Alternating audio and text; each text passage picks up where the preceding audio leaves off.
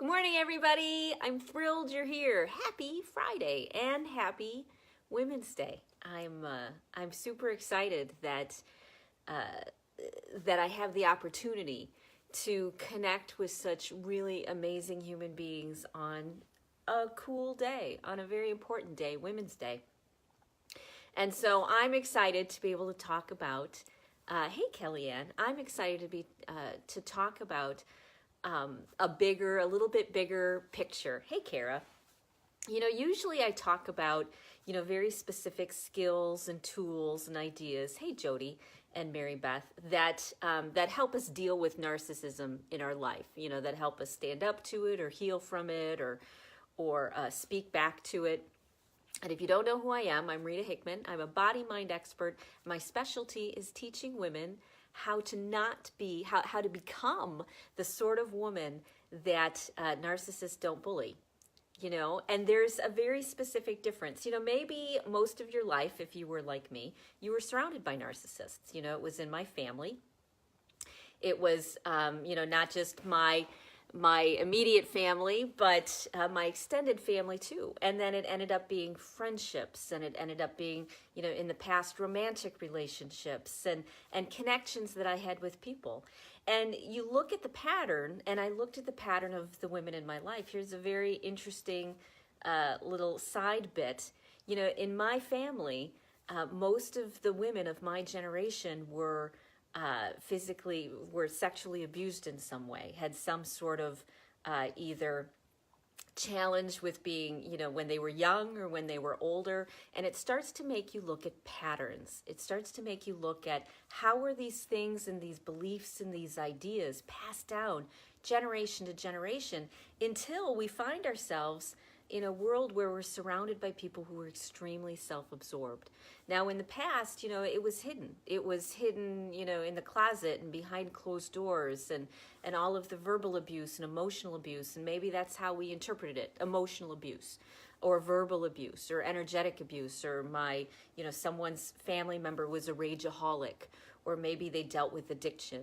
But underneath it all, the interesting thing about all of these different points is that there's a central casting star of somebody who is so self-absorbed with their own world that they don't care about the world of anybody else's. Hey, Chanel, especially the people that they're supposed to.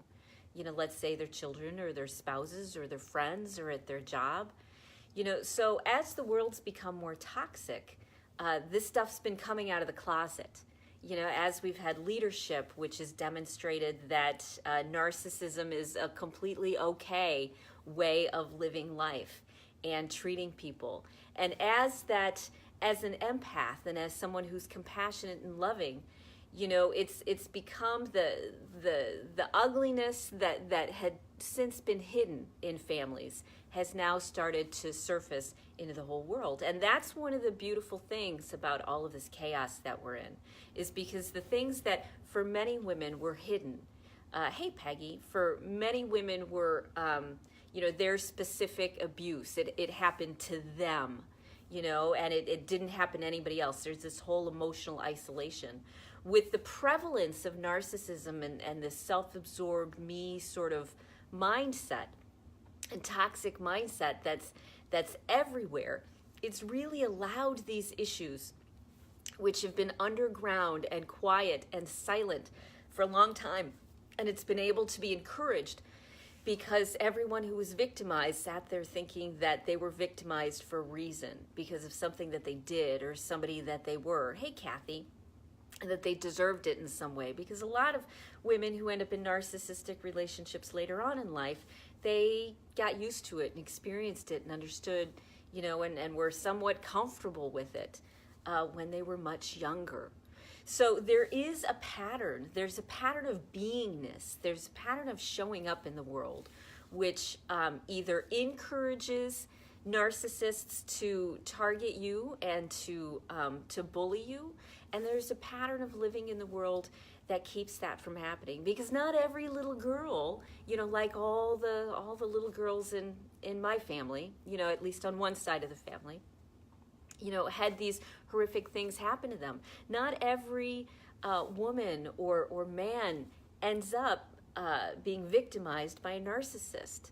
It doesn't happen to everybody. So what's the difference? How do we show up differently in the world so that we can not only hold our own and not be victimized and targeted by someone who is that self-absorbed and in that much pain, but how do we also, the further path is, if you're a healer like me, how do you also help heal these wounds which cause narcissism in the first place? How do you become the person that is the light? The person that creates change and transformation, not only in your life, but in the lives of everybody.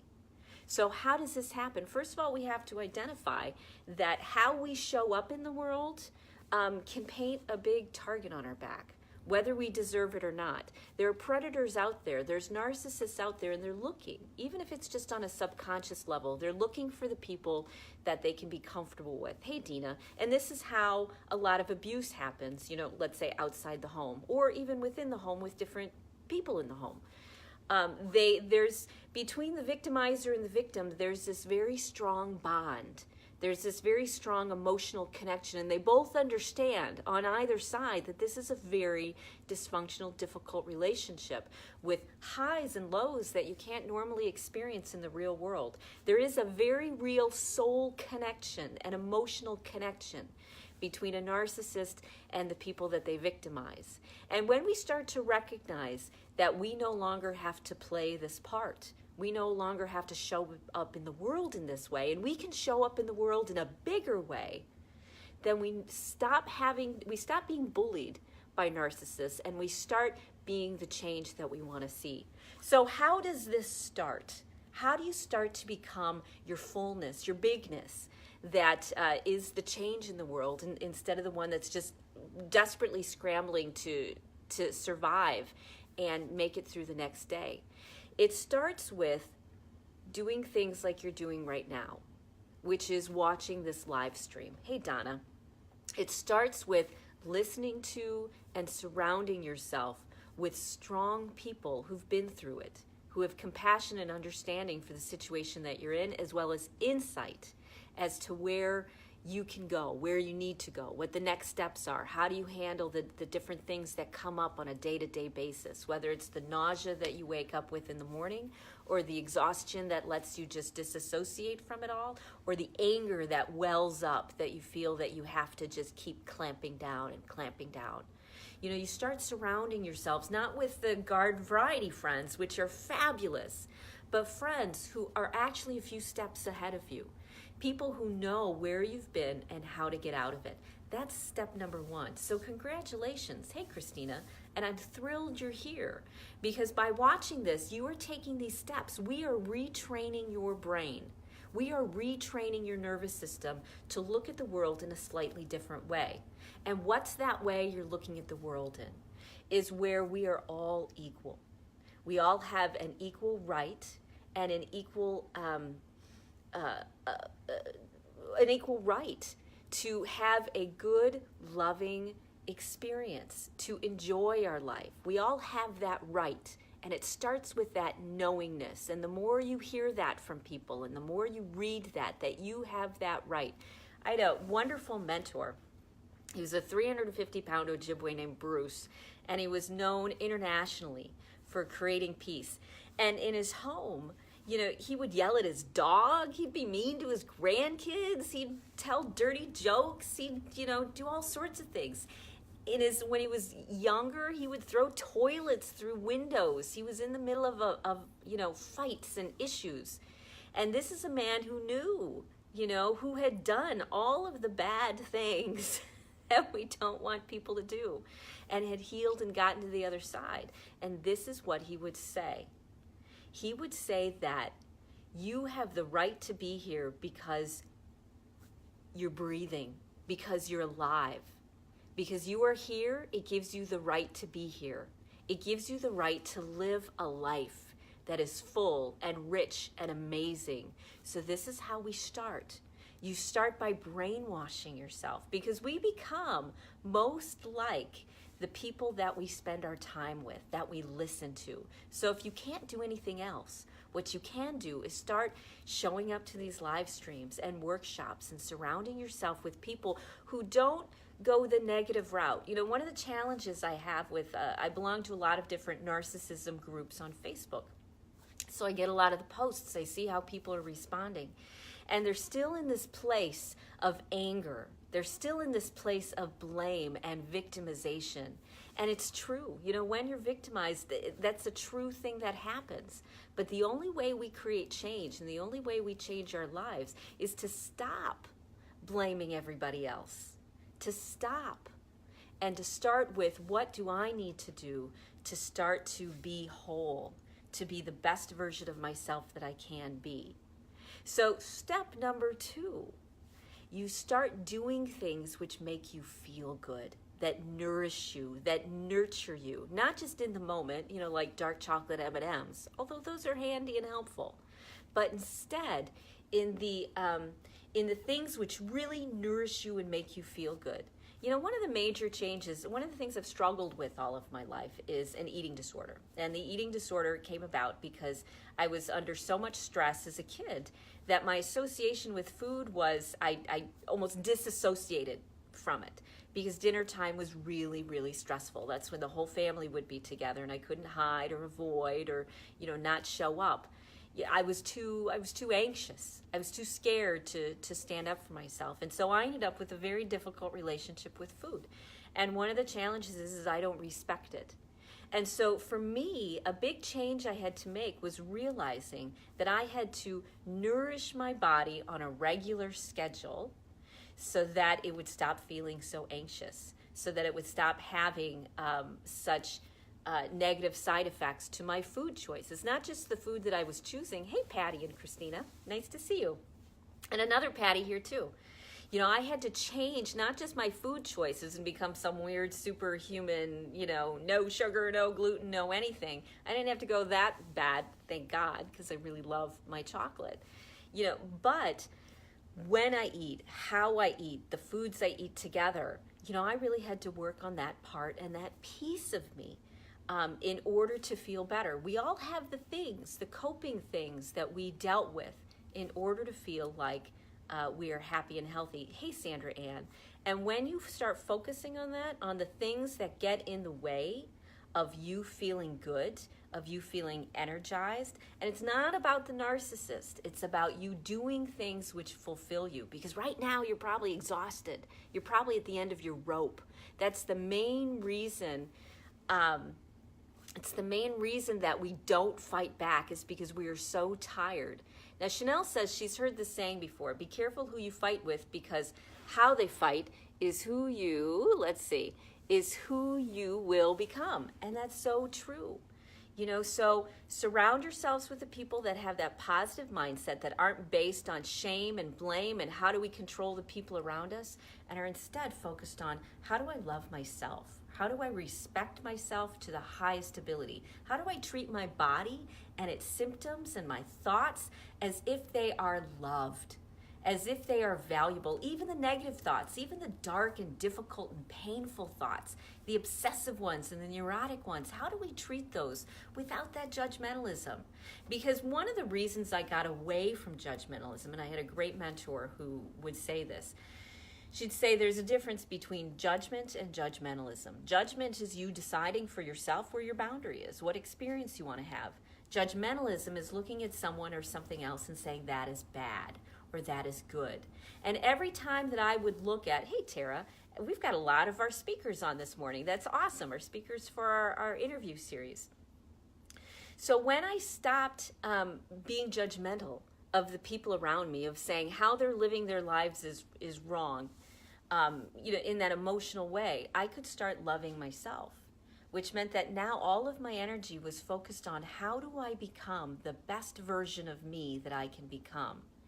And that made me strong, and that made me wise, because it meant that I didn't get trapped in my fight or flight. We all have this wisdom and we all have this strength, but because we're kept in a constant state of panic and anxiety and fight or flight and dealing with and reacting to the world around us, we're not able to take all of that beautiful energy and really nourish our own light and our own heart, our own soul. Because when we become that higher version of ourselves, when we do the things that keep us from feeling so exhausted and so worn down and so beat up, that's how we become the person that a narcissist doesn't bully. Because now when they come at us with all of their pain and their fear and their manipulation and their anger, we're able to look at them and say, yeah, that's got to be tough. You know, that's got to be a tough way to live. And I don't have to live that way.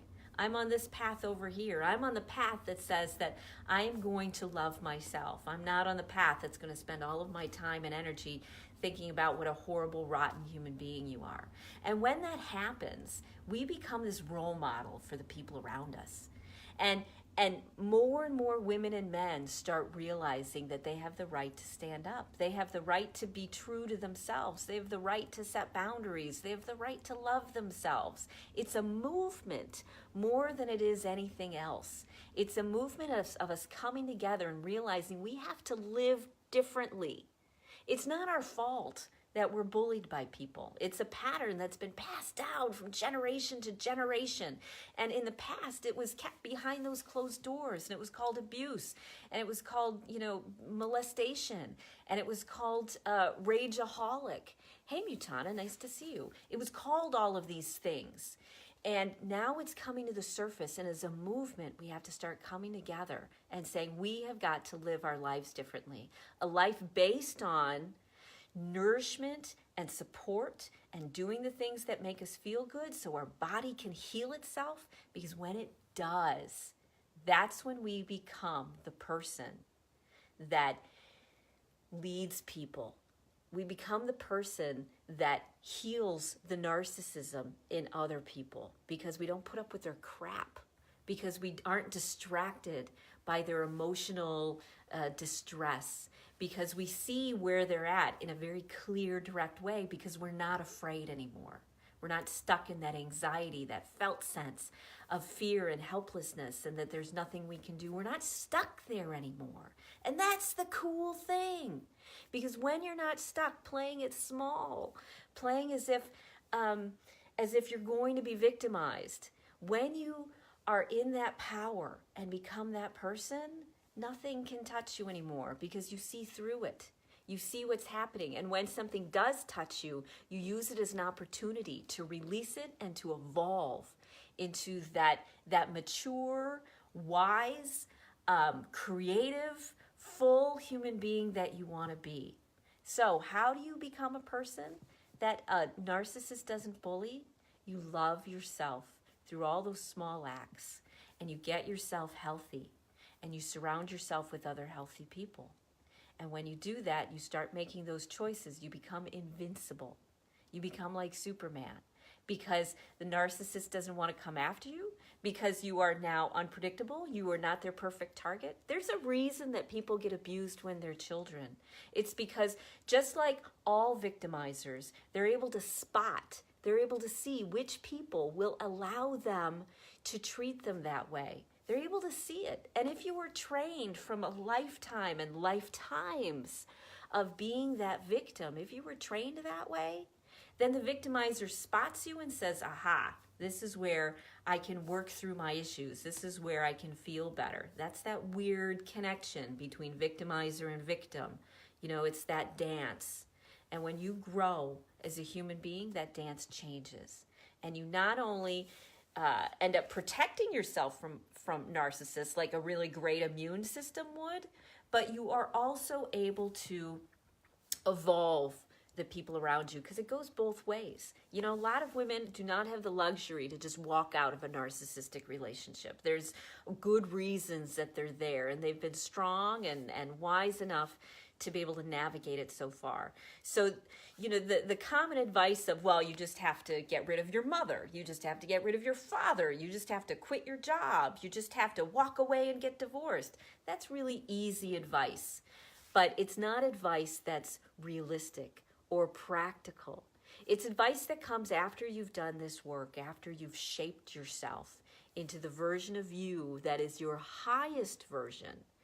And so it goes both ways, where you are not only impacted by the people around you, but the people around you are impacted by you. And that's how you take your power back. You stop being victimized. You stop being the person that someone feels okay victimizing, and you start being the person that is that mature elder. Even if you're in your 20s or your teens, you can still have that elder mindset of compassion and strength and wisdom, and you don't get hijacked into your emotional pain. You work through those layers, you release the energy, and you let your body heal itself, because there are thousands of things that your body needs to be healthy. And when you start putting them into your life, you start making them habits and thinking that way, you change, and your relationships change around you. And the job that you thought was terrible, you've all seen those videos of the principal that comes in, and because it's a different principal, the whole school changes. Those are real. And that can be real in your life too.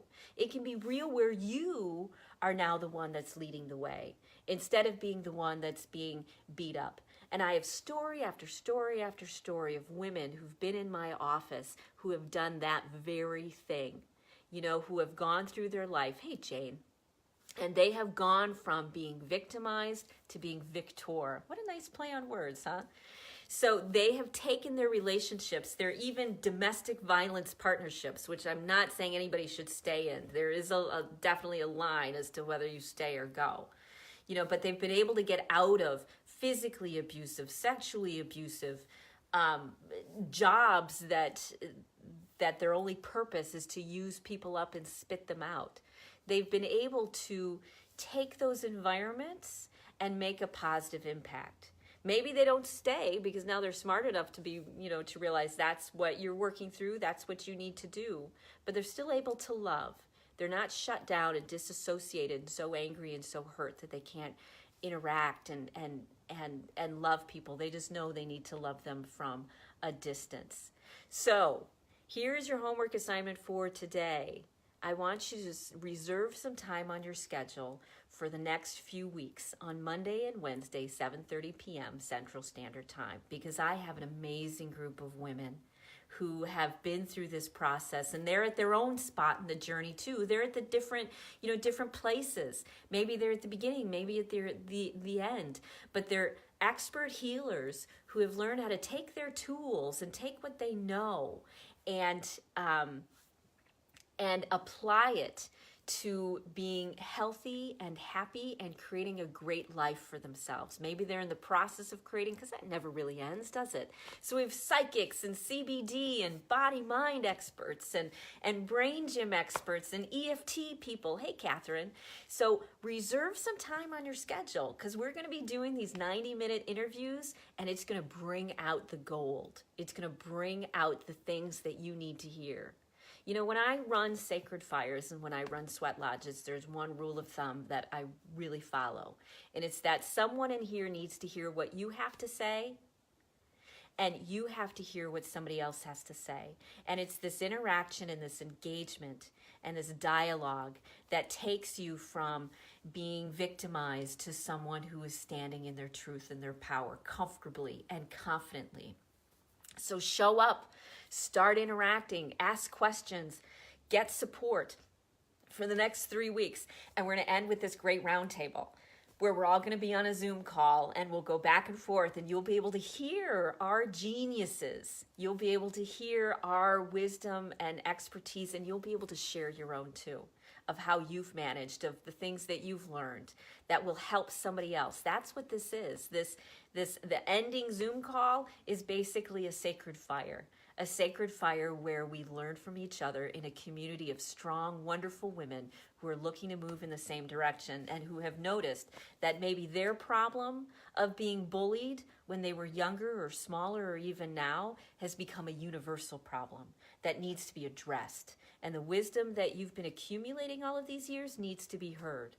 And it needs to be brought forth and brought out so that we can all heal ourselves, because we're not going to get anywhere in this world if we play it small and if we stay in that role of blaming and victimization, okay? So Monday and Wednesday for the next 3 weeks, 7:30 p.m. CST. Put it on your calendar. It'll be a live stream. And if you miss it, it'll, of course, be in the feed. You can always go and see it later, okay? But I encourage you to see it live because then you can ask questions. Then you can get answers right away. You can dive deeper into a topic, into a subject. You can take that deep dive with people who know, women who know what it's like to be in your shoes, because one of them will know exactly what it's like to be in your shoes, because we've all experienced this narcissism in different ways and in different times, and it's had different symptoms on us as well, and different coping skills, okay? So cool! I hope you have a wonderful Women's Day, and I hope you have a wonderful weekend. And I'm excited to see you Monday morning, and I'm even more excited to see you Monday night, okay? So I'll talk to you later.